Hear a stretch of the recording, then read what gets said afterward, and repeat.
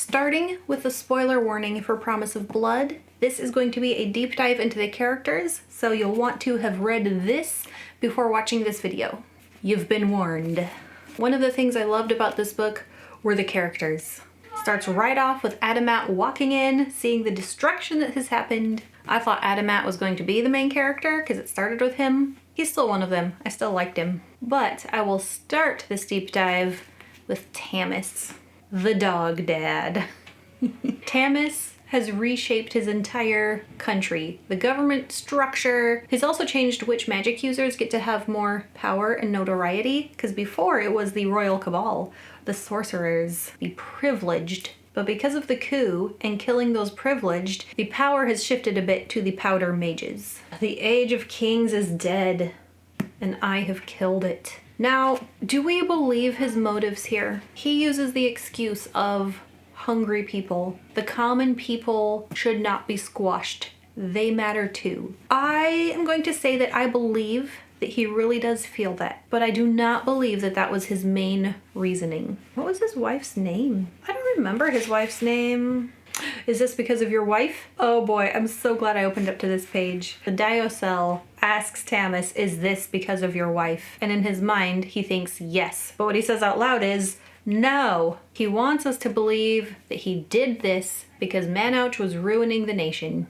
He was a terrible king. He didn't deserve to lead. It's a good reason to get other people to join you, to be on your side. How many people would have joined him if he said, I want revenge for my wife? Well, probably Saban. I liked that friendship a lot. I am sure there were some people who would have joined him, but he wouldn't have been able to pull off what he pulled off if he didn't have some bigger picture to rally people around. The common man! Those nobles don't deserve what they have. Let's take them down! Although, when he decided to take down the king, he didn't know about Kresimmir's promise. He didn't know he'd be angering a god. The god who put the monarch on the throne and made the promise to his line that they will always be the monarchs. Well, too late now. I do wonder how the kid... Dang it. I should have filmed this right after I read this because I'm not remembering names. The kid who hid in the laundry that the laundress is watching after. I do wonder how he's going to play into the next book, because he does escape and she goes with him and he is a living member of Manouch's line. Maybe they can appease Kresimmir later. But yes, I do believe Tamis does care about feeding the masses, taking care of the people, but that's not the reason that was close to his heart when he decided to do this. The thing close to his heart was his wife. He wants revenge. And oh boy, he got it. Well, mostly. He's also mad at those other people from Kez. I like that name for a country. Kind of cool. Kez. I don't remember who questioned him about the fact that he, as a powerful powder mage, marries a powder mage, gives birth to a very powerful powder mage, and then wants to set him up with a very powerful powder mage and have them get together. Tamis seems like a person with multiple motives. He seems like he really does care for Vlora. He's helped raise her, he's watched her grow from a child.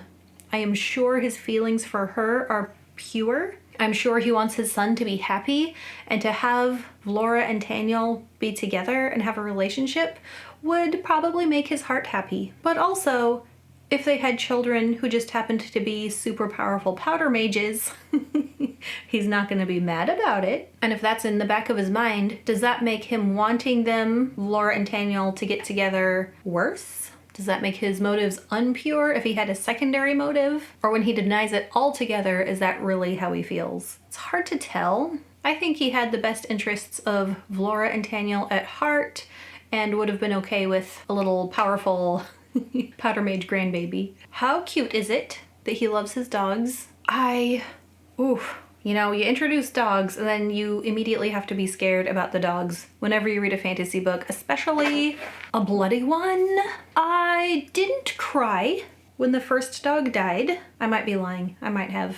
He was ready to just jump in and save Tamis. What a good boy. And when the dog couldn't be saved, Tamis took it upon himself to do what needed to be done. I think that probably speaks a little bit to his character in asking Taniel to go kill Taniel's friend Beau, because if somebody has to die, why not have it be the person who is closest to them? Tamis felt like he should be the one to put his dog out of its pain. Tamis tells his son Taniel that if it were Saban and Saban was a traitor and Saban had to die, I would do him the honor of killing him myself. So when he asks Taniel to go kill Bo, Taniel hates it. Taniel thinks, why would my dad ask me of this? What a horrible father. I don't think Tamis is trying to pull some kind of weird power trip over Taniel. I think he really believes what he said, that if Bo has to die, it should be somebody who cares about him who does it. Oh, what a weird sense of honor that guy has. Also, I thought that was some kind of foreshadowing, having Tamis tell Taniel that if it were Saban, I would be the one to kill him. I was so afraid that Saban was going to be maybe not the traitor that they were looking for, but one of them. I thought I saw it coming. I partially thought I saw it coming because there was nothing leading to it. Except for that little bit of, I would kill him. That was the only thing that made me suspect. I didn't want that to be true. I wanted Saban to just be Tamis's loyal supporter and friend. I was so relieved. So relieved. Sad when he died. Did not want that to have to happen. But he was faithful to the end. He was not a traitor. He supported Tamis even with his life. Speaking of Saban, there was a big theme of friendships between the main characters and putting stress on those friendships, like Taniel and his best friend Bo. Taniel being asked to have to kill his friend. How horrible. And I didn't know where this story was going to go. It was a little hard to tell what kind of character Taniel was being built up to be. Like when he gets there, is he going to kill his friend and suffer the consequences and have to deal with that? Or is he going to get there and say, screw you, Dad? I'll be honest. Well, I try to always be honest, but I was very relieved that he didn't kill Bo. We know this is going to be a problem later because Bo is going to not be able to help the fact that he has to seek out revenge for the king killing thing. But right now, in this moment where it was just the two men who had grown up as boys together, they're not going to kill each other. Instead, there's an outside threat coming in and they have to fight together. I like that way better. Now, in the friendship between Adamat and Rickard, again, a friendship with stress and possible betrayal because everything is pointing to Rickard being the traitor. He's being framed. They want people to think it. Luckily, Adamat knows his friend better than that. He knows his friend well enough to suspect him. He knows Rickard well enough to know that that could be a very real possibility. But he also knows him well enough to know what signs to look for. He'll turn Rickard in if it's him, but he really hopes it's not. He gives Rickard every chance to prove himself the traitor or prove himself true, and it's a good thing he knows that friend so well. I liked the scene where Adamat goes in to get himself a bodyguard.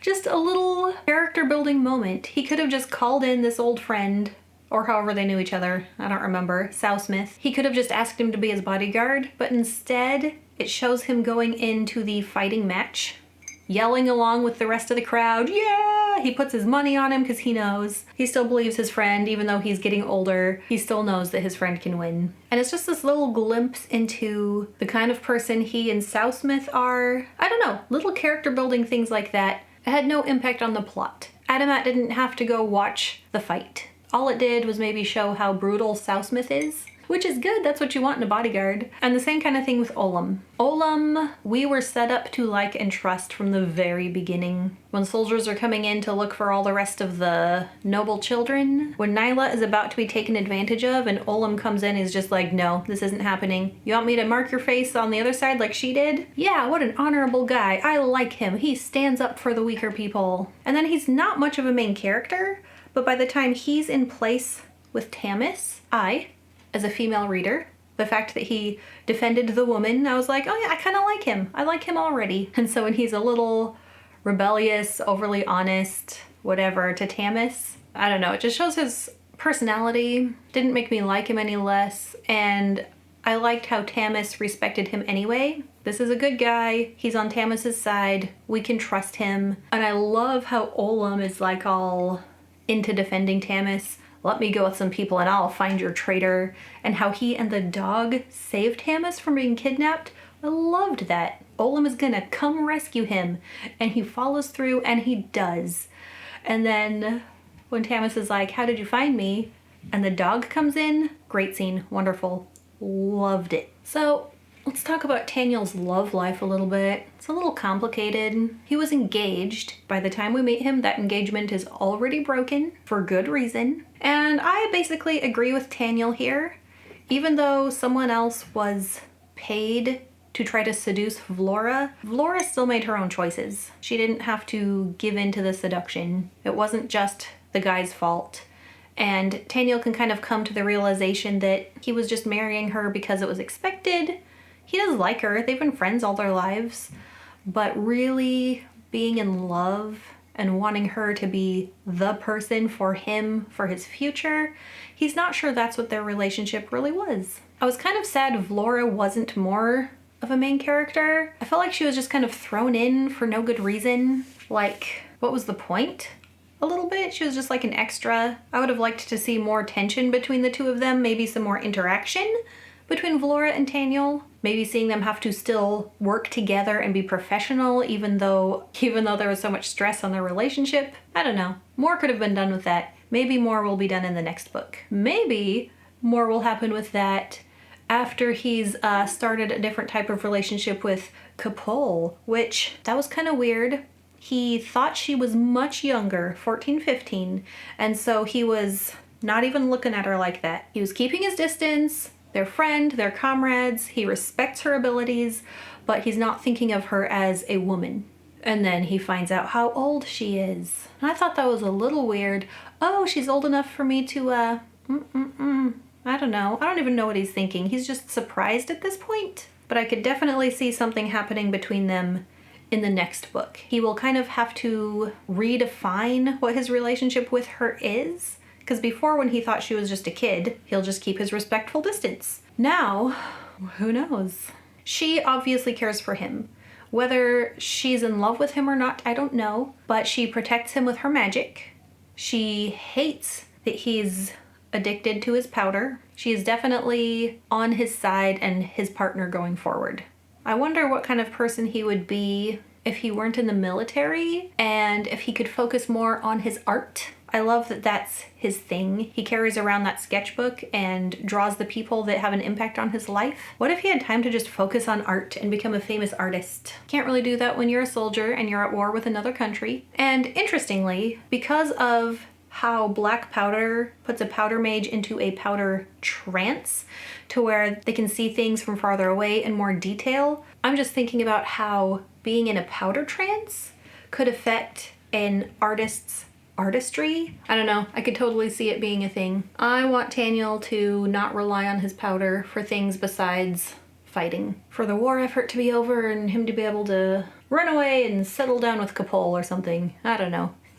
But it's the first book of a trilogy, so that's not gonna happen. At least not for a while. And Adamat. I want Adamat to reunite with his family and have happily ever after. I like that there was a character with a wife and children. They weren't super big parts of the story, but none of the other main characters had that, so I liked that there was at least one. How obvious it was how much he cared for his family. Their safety was on his mind more than anything else. More than his patriotism, more than serving Tamis. Family first. And the people trying to use him and get him to betray Tamis knew that and used that. And that finger arriving with the ring. Oh, I knew Adamat was going to go crazy. I love how that was the incentive for him to show that he's still got it. He's not a fighter anymore. He's getting too old for this. He's not in the military anymore. He's an investigator, but he can still fight when he needs to. He can still defend himself, his family. I like Adamat as a character. And again, first book in a trilogy. I don't think he's going to be able to happily ever after with his family.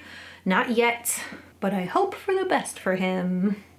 I also just loved the general feel of the characters' relationships, the way they interacted with each other, the way there was sarcasm and humor, the way that real people interact. I think a lot of times in more epic fantasy, you don't really get those real human interactions between characters, and I really appreciated that about this book. Like when Tamis and Olam go into the kitchen and they're just watching, what's his name? The cook who's supposedly God. You know that guy? Okay, I don't remember his name. The god who's also the cook. I love the scene where Tamis and Olim go into the kitchen and they're talking to him and he's cooking and they're like witnessing the miraculous food out of nowhere thing, and they're just watching and then looking at each other like, did you see that? I definitely saw that. You saw that, right?